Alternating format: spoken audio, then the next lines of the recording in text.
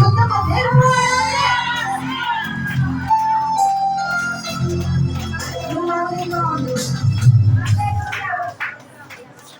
నువ్వు మౌనంగా ఉండు, నువ్వు చూస్తా ఉండు, నువ్వు ఊరికై నిలబడి ఉండు. నీకు బలం లేదు, నీకు సత్తువ లేదు.